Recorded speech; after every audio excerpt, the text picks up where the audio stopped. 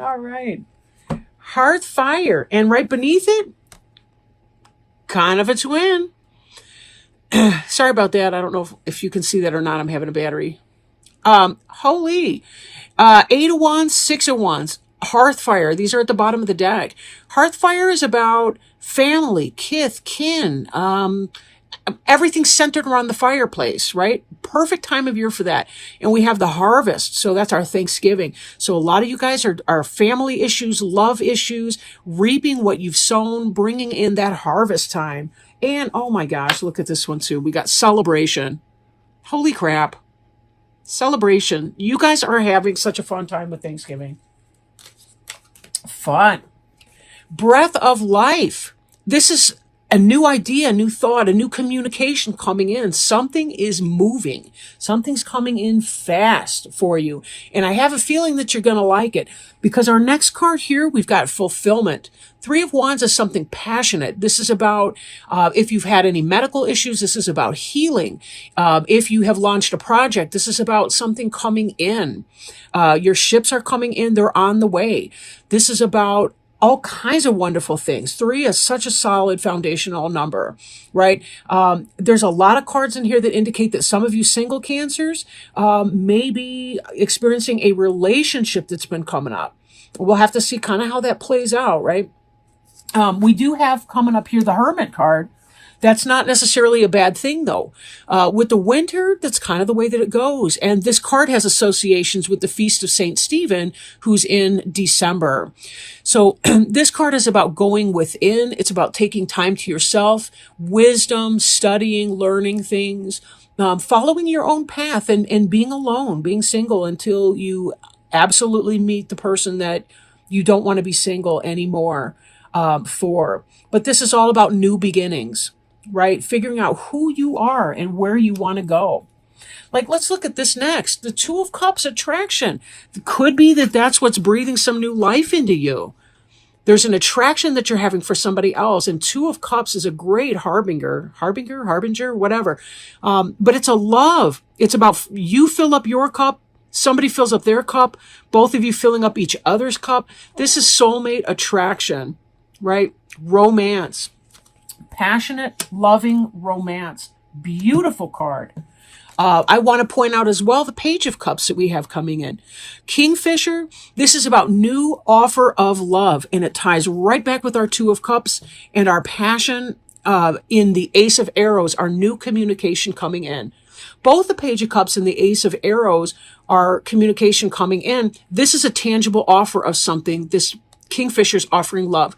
And the legend of the Kingfisher is about someone who loved his woman so much that he did not want to let her go, even though there was parental pressure to avoid that. But this attraction here, the soulmate relationship, happy, joy in love, lots of joy in love. This Sun, wish fulfillment. Happiest card in the deck. Bright, sunshine, manifestation, birth of something new, lots of energy, masculine energy. In fact, we've got this King of Wands here, and King of Wands, adder. This is another good symbol of healing, although this can be something of a dominant struggle, but this is about a fire sign like an Aries, Leo, or Sagittarius coming in. We see double with the Leo because the Sun card is the planetary ruler. The Sun is the planetary ruler of Leo. And then our 3 of Wands card with the fulfillment. And again, we got the double caduceus. So people with healing issues, you're going to be feeling so much better. Try not to overstuff though with the bird. But this energy here, again, we've got this powerful fire energy coming in. This is passion. This is hot sex. I am envious. Okay. I may or may not be kidding. I'm going to let you fill in that blank. Then we have the waters of life represented by our Ace of Cups. So we have the 2 of Cups, attraction. We've got the Ace of Cups and the waters of life. Ace of Cups is filling your own cup up first and then allowing it to overflow and to spill over and benefit someone else. These guys are filling up each other's cup, but they're filling up each other, their self first. It's always necessary for the healthiest relationships to be sure that you're taking care of numero uno, right? Numero uno.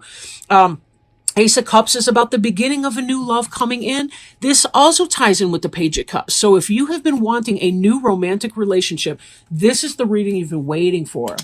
Even Nine of Arrows here. We've got the dedication card. Nine of Arrows, air sign. This is someone playing playing the bow and arrow like a musical instrument. This is about dedicating yourself to a higher purpose. Now, we saw this attraction energy and this getting together with your King of Wands. Doesn't have to literally be a fire sign, but it's somebody operating in that energy. Lots of joy, lots of love, satisfaction, fulfillment, what you've been wanting coming in. Even though we do see the Hermit card and the waters of life, which could be about self-care and self-love coming in, and dedication, making sure that it's what you want.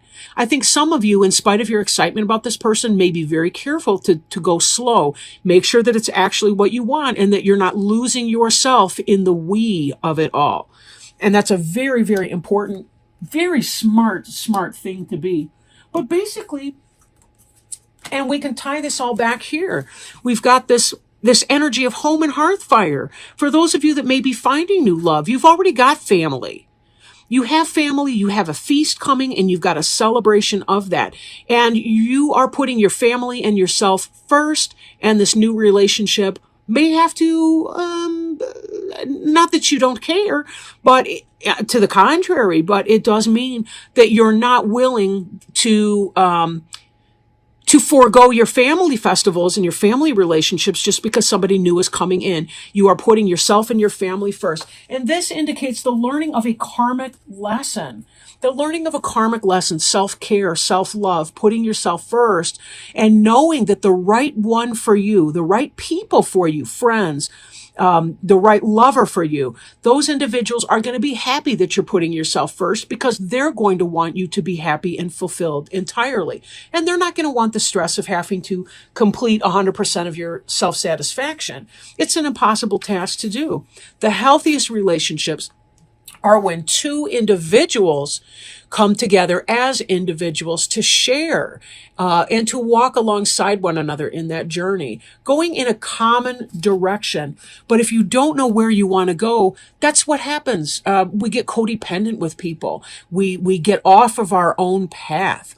We no longer take care of ourselves. We no longer put our needs first into that. And that's where codependency and unhealthy relationships and an unhealthy physical body and all that kind of cluster, let's just say, comes in.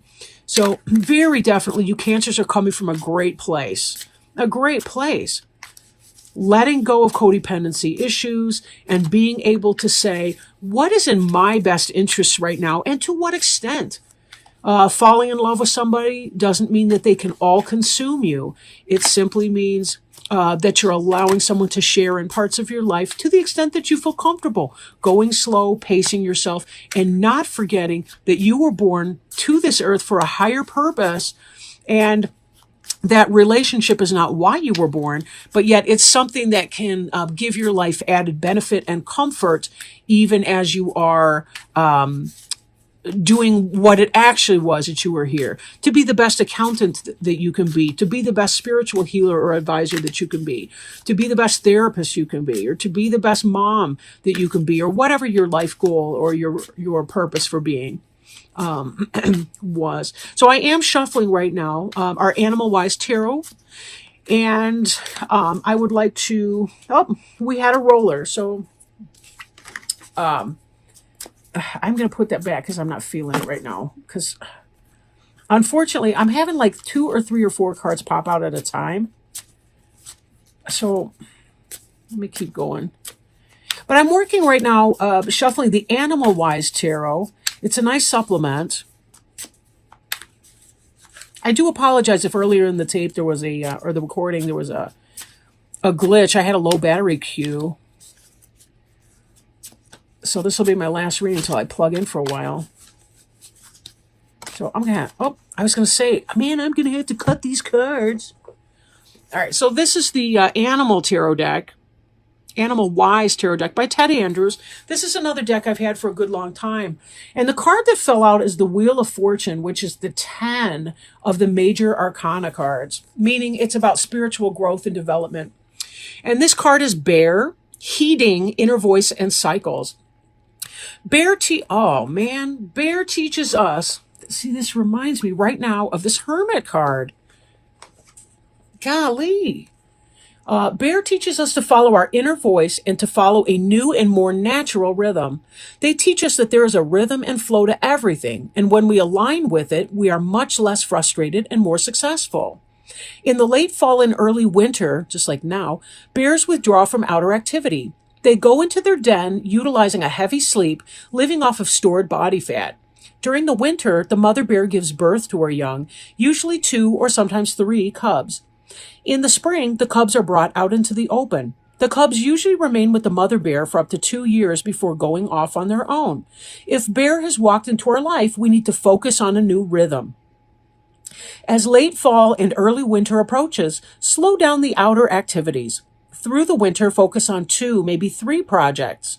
In the spring, bring those projects out into the open, but look for those projects to take at least 2 years before they mature and take off on their own for you. The bear is a symbol of the subconscious and the need to heed the inner voice and our own inner rhythms. Do not try and do things in the time and manner that others may do them. Trust your own rhythms. Follow the bear's guidance. Bears teach us, through the example of giving birth in the den in the winter, to go within ourselves and awaken the potential sleeping there.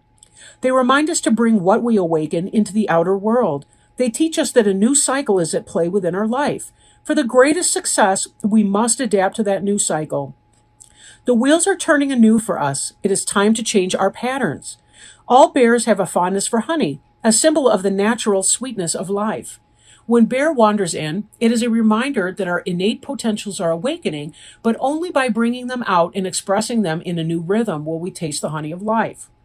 Questions to ask. Is your judgment off? This is if you're feeling like you're not quite walking in bear energy right now. Questions to ask, is your judgment off? Are you not heeding your own instincts? Are you not recognizing what is beneficial within your life, taking time to enjoy the honey? Are you being too critical, or are others around you being so? Such great lessons of wisdom from Bear. This hermit tells us, just like the bear, we're going in during this Feast of St. Stephen this December to kind of figure out what it is that we want to give birth to in the coming months. The waters of life is very much about something that we love, that we feel spiritually connected to, a new project, a new goal, a new vision for the next 2 years of our life, and dedicating ourselves to that purpose. What is it that you want to do when you don't worry about bills? That's about taking this type of energy and figuring out what exactly that's going to be for you, because there's real joy and real happiness in that. You could be the sunshine in other people's lives, depending on connecting with whatever that service is, that product, that good, whatever that type of work that you are doing. One of the best things we can do for ourselves is to identify what our spiritual purpose is, to find a work that makes us feel joyful and happy in doing it. That's when we know that we're resonating with our true purpose in our best self. That is how we can shed some light into the darkness and discover what it is that we really, really want to be doing, what resonates for us. So bear that in mind. Oh my gosh, I didn't mean to pun on the word bear, but here it is, bear with this in mind. And you may find yourself having an amazing spring and summer coming up because you have a renewed vision for what you need to do. Even if you already love what you're doing, this could be about the time of taking it to the next level, identifying the steps, identifying the things that you want to do to be able to take it to that next level. Well, with that, I will stop. I don't want to...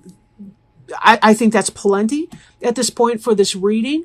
It felt really, really good, like it was resonating in here from a spiritual source level.